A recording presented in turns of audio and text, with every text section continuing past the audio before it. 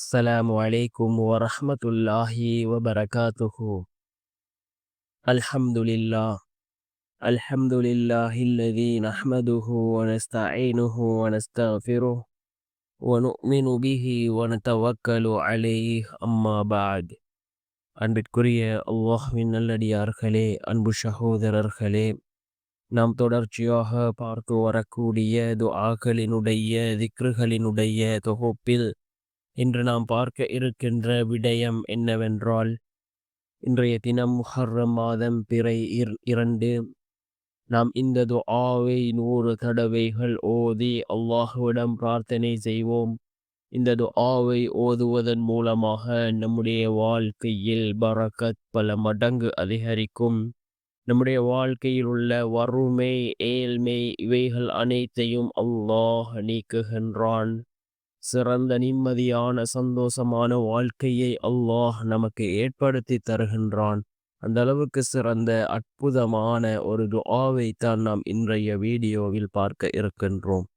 அன்பார்ந்தவர்களே, அல்லாஹ்வின் நல்லடியார்களே, அதிகமானோர் நம்முடைய சேனலை சப்ஸ்கிரைப் செய்யாமல் பார்த்து கொண்டிருக்கின்றீர்கள். நீங்கள் சப்ஸ்கிரைப் செய்து லைக் இடுவதன் மூலமாக நமது சேனலில் உள்ள வீடியோக்கள் இன்னும் பல சகோதரர்களுக்கு கொண்டு போய் சேர்க்கப்படும். அவர்கள் அதனை பார்த்து பயனடைந்தால் அதற்குரிய கூலியை அல்லாஹ் உங்களுக்கும் வழங்குவான். அன்பார்ந்தவர்களே, அல்லாஹ்வின் நல்லடியார்களே, நாம் கண்ணியமான ஒரு மாதத்தை அடைந்திருக்கின்றோம். அல்லாஹ் ஜல்ல சுப்ஹானஹு வ தஆலா 12 மாதங்களை படைத்திருக்கின்றான். அதில் 4 மாதங்களை கண்ணியப்படுத்தியிருக்கின்றான், சிறப்புக்குரிய மாதங்களாக ஆக்கியிருக்கின்றான். அல்லாஹுக்கு பிடித்தமான மாதங்களாக இந்த 4 மாதங்களையும் அல்லாஹ் தேர்வு செய்திருக்கின்றான். ரசூலுல்லாஹி ஸல்லல்லாஹு அலைஹி வஸல்லம் அவர்கள் கூறினார்கள், அதில் 3 மாதங்கள் அடுத்தடுத்து வரக்கூடிய மாதம் துல்கஅதா, துல்ஹஜ், முஹர்ரம் மாதம்.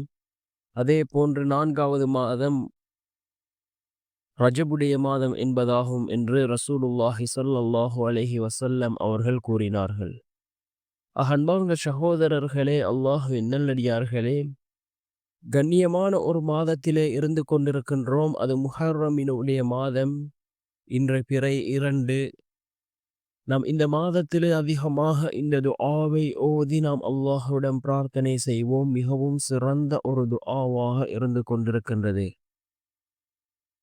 என்ன துஆ என்றால், நம்முடைய வாழ்க்கையில் உள்ள வறுமை, ஏழ்மைகளை நீக்கக்கூடிய ஒரு துஆ. அதே போன்று நம்முடைய வாழ்க்கையில் பரக்கத்தை அதிகப்படுத்தி தரக்கூடிய துஆ. லா இலாஹ இல்லல்லாஹ் அல் மலிக்குல் ஹக்குல் முபீன். லா இலாஹ இல்லல்லாஹ் அல் மலிக்குல் ஹக்குல் முபீன் என்ற இந்த துஆவை நாம் ஓதி அல்லாஹ்விடம் பிரார்த்தனை செய்வோம்.